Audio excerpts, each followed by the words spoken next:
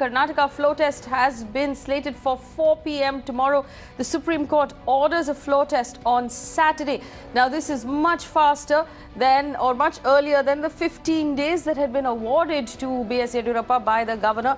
The Supreme Court has now intervened and shortened, as we had expected, the time offered to the BJP to prove its strength on the floor. Remember, we had expected this to happen perhaps on Monday morning, but Saturday evening 4 p.m. actually just gives the MLAs in Hyderabad enough time to come back to Bangalore, but it doesn't give, and from what we understood from the arguments made in court, it doesn't give the BJP enough time or as much time as they would have liked before this floor test. Meenakshi standing by with information.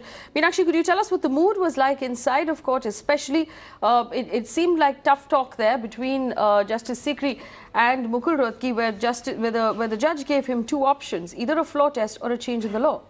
Well, Frey, at the outset, as first reported on Mirror Now, that the Supreme Court would indeed advance the floor test. If you'll recall the last conversation we were having, exactly on this point of law, that the Supreme Court would go ahead and advance the floor test as early as tomorrow, which is Saturday. And as we are speaking and as the detailed order is being dictated, the big breaking news is that indeed the Supreme Court has advanced the floor test to tomorrow.